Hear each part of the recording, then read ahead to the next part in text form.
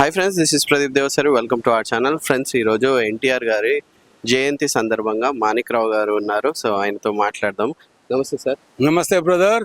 Sir అందరికి నా నమస్కారం. ఇక్కడ ఉండి వీక్షిస్తున్న ప్రేక్షకులు, టీవీలో వీక్షిస్తున్న ప్రేక్షకులకు అందరికీ అన్నగారి జన్మదిన శుభాకాంక్షలు.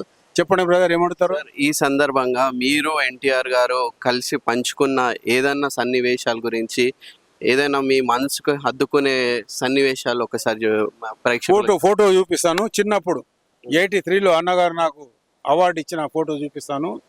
డిపి కూడా ఎన్టీఆర్ గారు. ఆయన డిపి గారు ఎన్టీఆర్ గారిది పెడతాను నేను, నా గురువు ఆయన. ఇదిగో బ్రదర్, ఇది చూడు. ఇంకోటి కూడా చూపిస్తాను. మీరు ఎన్టీఆర్ గారి హైటా? ఒక్క కొంచెం ఇంచు. ఎంత మీ వెయిట్? నాది ఇంకో దీనప్పుడేమో 25 ఏళ్ళు, ఇంకో దీనప్పుడేమో 15 ఏళ్ళు. చూపిస్తాను అది. ఇంకో 15 ఏళ్ళు. ఎంత అదృష్టవంతం నేను చెప్పు. అదృష్టవంతున్నా కానా బ్రదర్? 15 ఏళ్ళప్పుడు ఎన్టీ రామారావు దిగిన ఫోటో. ఇంతకుముందు 25 ఏళ్ళ చూపించాను, చూసావా? చాలా బాగుంది. అది బాగుండడం కాదయ్యా, బంగారు పెట్టెలో దాచుకోవాల్సిన ఫోటో అది. చెప్పండి, కలిసినప్పుడు ఎట్లుండే, మీరుతో ఏం మాట్లాడారు, ఎట్లుండే? ఏమన్నా చిరునవ్వు నవ్వి ఇలా చేసి, బ్రదర్ బాగా పని చేయాలి మీరు అని చెప్పేవాళ్ళు. ఒకటి, ప్రపంచంలో ఎవరి కళ్ళల్లో నువ్వు ఏం చూడు, ఏదో ఒక ఆలోచన మనకు తిరుగుతుంది. ఆయన కళ్ళల్లో కళ్ళు పెట్టి చూస్తే మాత్రము భగవంతుడు శ్రీకృష్ణ పరమాత్ముడు జ్ఞాపకం వస్తాడు. అది ఆయన కళ్ళు మహోన్నతమైనవి. ఆ కళ్ళల్లో కళ్ళు పెట్టి చూస్తే మనం ఏదైనా పాపం చేయాలనుకున్నా ఆ పాపం తొలగిపోతుంది. పుణ్యం చేయడానికి ముందుకు అడుగేస్తాం మనం. ఆయన కళ్ళు, ఆయన మాట, ఆయన ఆప్యాయత, ప్రతి ఒక్కటి ఆయన అణువులో దేవుడు ఉన్నాడు. ఒక్క విషయం నేను చెప్తున్నాను, ప్రపంచవ్యాప్తంగా రావణాసురుని, దుర్యోధనుని ఇష్టం వచ్చినట్టు తిడతారు, అవునా కాదా? మన తెలుగు రాష్ట్రాలలోనే వాళ్ళను కూడా ఒక రెస్పెక్ట్ ఇచ్చి మొక్కుతారు. ఎందుకంటే ఆయన వాళ్ళని హీరోలను చేశాడు, వాళ్ళని గొప్పగా చూపించాడు.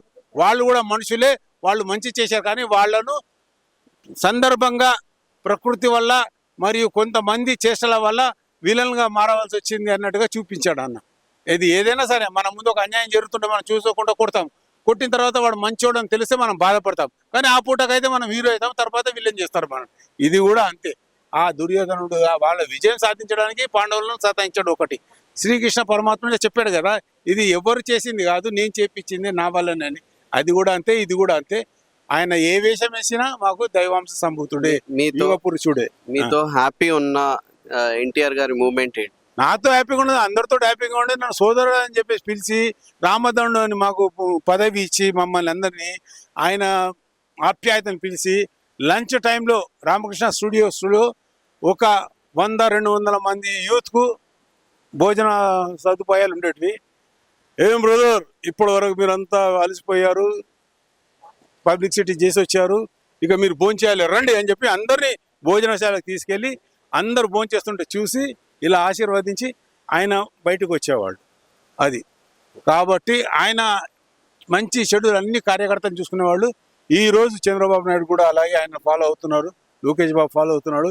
హరికృష్ణ గారు యూత్కు ఎంతో చేసి మమ్మల్ని దగ్గరగా చేశారు. ముఖ్యంగా అన్నగారు ఎంత అభిమానించారో హరికృష్ణ గారు అంతకన్నా ఎక్కువ టైం ఇచ్చి మమ్మల్ని అభిమానించేవాడు. హరికృష్ణ గారిని కూడా ఈ సందర్భంలో మేము గుర్తు చేసుకుంటాము. నమస్తే, థ్యాంక్ యూ, వెల్కమ్.